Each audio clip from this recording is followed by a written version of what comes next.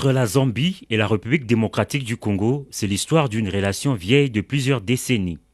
L'axe Kinshasa-Lusaka tient bon, avec pour preuve ce vendredi cette troisième visite en terre zambienne du président de la République démocratique du Congo, Félix-Antoine Tshisekedi, en provenance de Lubumbashi.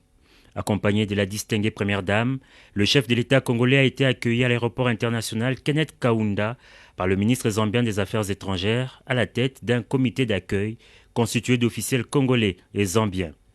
Après les honneurs militaires, le cortège présidentiel a pris la direction du centre de conférence Mulungushi où le président de la République a été accueilli par son homologue zambien.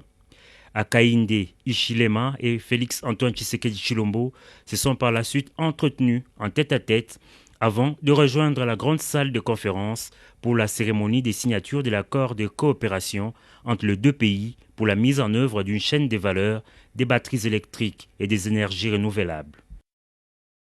Une initiative qui fait suite au DRC Africa Business Forum tenu à Kinshasa en novembre 2021 en présence des deux chefs d'État.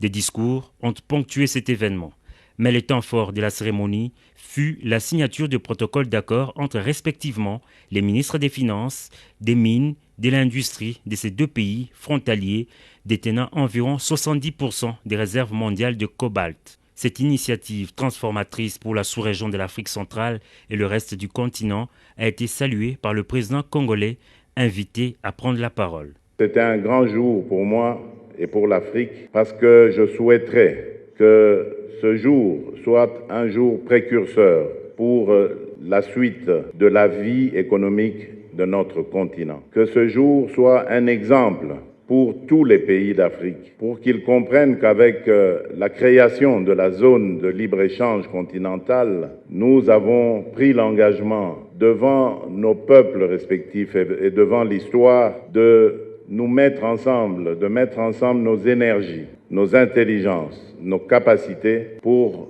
pouvoir faire avancer l'Afrique dans le domaine économique. La même joie a été partagée par son homologue zambien qui a fait remarquer que ce projet ne constitue pas une menace pour d'autres pays, mais plutôt une opportunité pour le développement du continent.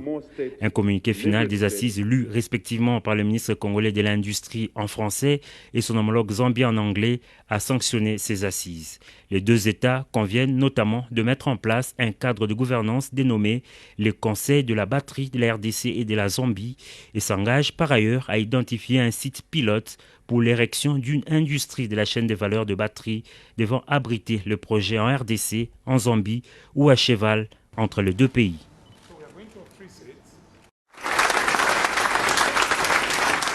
C'est un tonnerre d'applaudissements qu'a reçu le couple présidentiel samedi lors de son entrée dans cette salle polyvalente de l'hôtel Taj Pamodi, remplie de compatriotes établis en Zambie.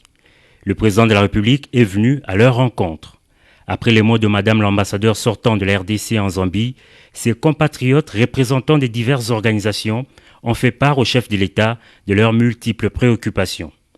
Muni d'un stylo et d'un calepin, Félix-Antoine Tshisekedi Tshilombo a pris des notes et les a écoutées attentivement.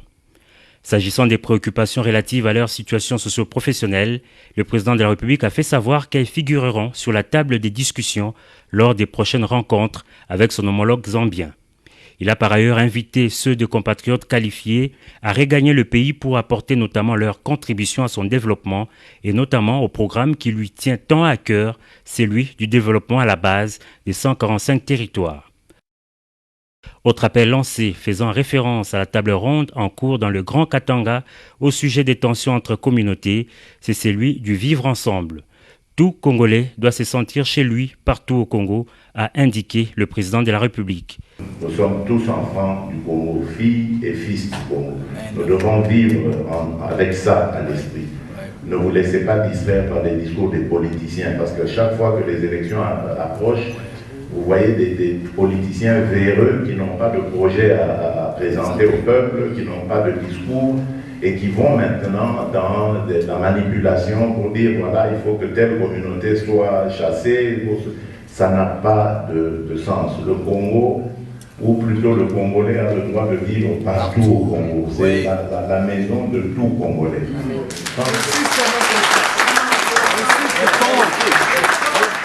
C'est dans une ambiance conviviale que le chef de l'État a clôturé cette rencontre qui marque la fin de son séjour de travail à Lusaka, en République des Zambie. Avant de quitter le sol zambien, le président de la République a eu un bref entretien au salon présidentiel de l'aéroport international Kenneth Kaunda avec son homologue Hakainde Hichilema.